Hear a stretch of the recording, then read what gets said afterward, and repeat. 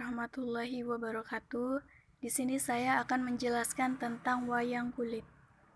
Asal-usul wayang kulit budaya Indonesia yang diakui dunia. Asal-usul wayang dianggap telah hadir semenjak 1500 tahun sebelum Masehi. Wayang lahir dari para cendekia nenek moyang suku Jawa di masa silam.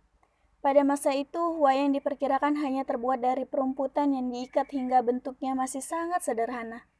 Wayang dimainkan dalam ritual pemujaan roh nenek moyang dan dalam upacara-upacara adat Jawa. Pada periode selanjutnya, penggunaan bahan-bahan lain seperti kulit binatang buruan atau kulit kayu mulai dikenal dalam pembuatan wayang. Adapun wayang kulit tertua yang pernah ditemukan diperkirakan berasal dari abad kedua Masehi. Wayang sendiri berasal dari sebuah kalimat yang berbunyi Ahmahihayang, artinya berjalan menuju yang maha tinggi, atau di sini bisa diartikan sebagai roh, Tuhan, ataupun dewa. Akan tetapi ada sebagian orang yang berpengertian bahwa kata wayang berasal dari bahasa Jawa yang berarti bayangan, atau yang dalam bahasa Indonesia baku adalah bayang. Hipotesa bahwa wayang berasal dari kata bayang ini didapat dari bukti bahwa para penonton dapat menyaksikan pertunjukan wayang dengan hanya melihat bayangan yang digerakkan oleh para dalang yang merangkap tugasnya sebagai narator. Sementara dalang merupakan sebuah singkatan dari kata ngudhal piulang, di mana ngudhal berarti menyebarluaskan atau membuka dan piulang berarti mendidik atau ilmu. Hal ini menegaskan posisi dalang sebagai orang yang memiliki ilmu lebih dan membagikannya kepada para penonton pertunjukan wayang.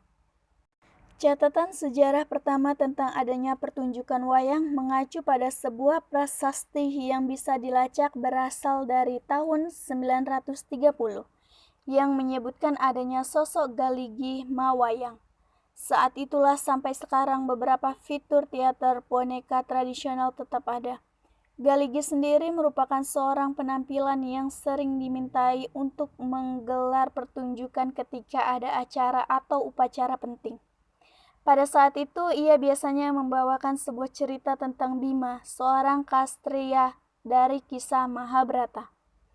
Penampilan yang dibawakan oleh Galigi tercatat dalam Kakawin Arjunawiyah yang dibuat oleh MPU Kanwa pada tahun 1035 yang mendeskripsikannya sebagai seorang yang cepat, hanya berjarak satu wayang dari Jagadkarana.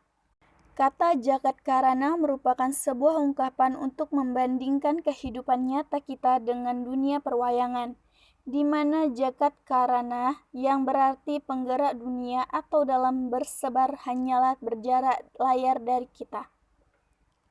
Perkembangan wayang terus terjadi. Cerita-cerita yang dimainkan pun kian berkembang. Dalam pewayangan Jawa, yang terkenal adalah kisah Penamakan yang terdiri dari Semar, Petruk, Gareng, dan Bagong. Adapun masuknya agama Hindu di Indonesia pun telah menambahkan khasan kisah-kisah yang dimainkan dalam pertunjukan wayang. Kisah Mahabharata dan Ramayana merupakan dua contoh kisah yang menjadi favorit pada zaman Hindu-Buddha di masa itu. Kedua epik ini dinilai lebih menarik dan memiliki kesinambungan cerita yang unik sehingga pada abad ke-10 hingga 15 Masehi. Kedua kisah inilah justru yang menjadi cerita utama dalam setiap pertunjukan wayang. Kesukaan masyarakat Jawa pada seni pertunjukan wayang pada masa tersebut juga berpengaruh terhadap proses penyebaran agama Islam di Jawa Tengah. Sunan Kalijaga misalnya, ketika beliau berdakwah, beliau akan menggelar pertunjukan wayang dan memainkannya untuk mengundang banyak orang datang. Dalam pertunjukan itu, beliau menyisipkan pesan moral dan dakwah Islam secara perlahan agar masyarakat yang mayoritas masih memeluk Hindu dan Buddha itu tertarik untuk mengetahui Islam lebih dalam. Dari perkembangannya, pertunjukan wayang juga mulai diiringi dengan segala perlengkapan alat musik tradisional, gamelan, dan pandra sinden. Kedua perlengkapan ini dihadirkan Sunan Kalijaga untuk menambah semarak pertunjukan wayang sehingga lebih menarik untuk ditonton. Pertunjukan wayang ini kemudian berkembang menjadi beberapa jenis, salah satunya adalah wayang kulit. Dalam sejarah asal-usul kesenian wayang kulit sendiri terbagi menjadi beberapa jenis dan satu di antaranya adalah wayang kulit gagrak Banyumasan. Untuk wayang kulit jenis ini adalah sebuah gaya pendalangan yang juga dikenal dengan nama pakeliran.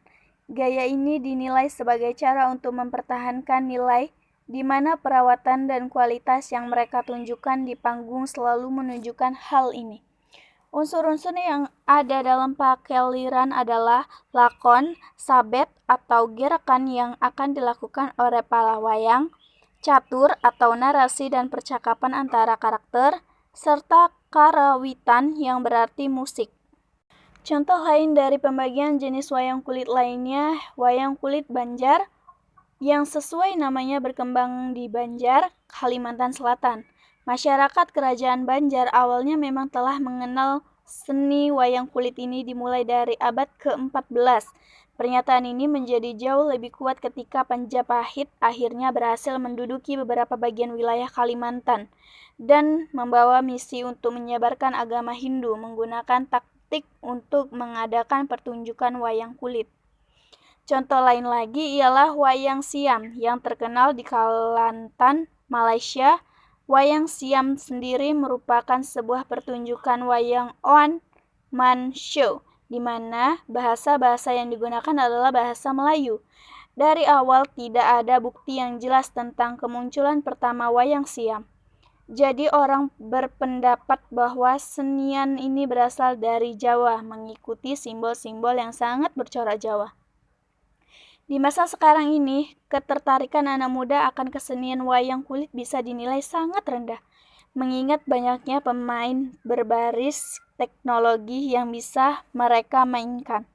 Meskipun masih banyak juga orang tua yang dengan aktif mengajarkan anaknya untuk mengapresiasi salah satu karya tradisional Indonesia ini.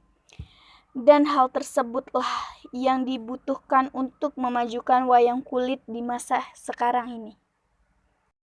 Sekian penjelasan penelitian wayang, lebih dan kurang saya mohon maaf. Wabillahi taufiq wal hidayah. Wassalamualaikum warahmatullahi wabarakatuh.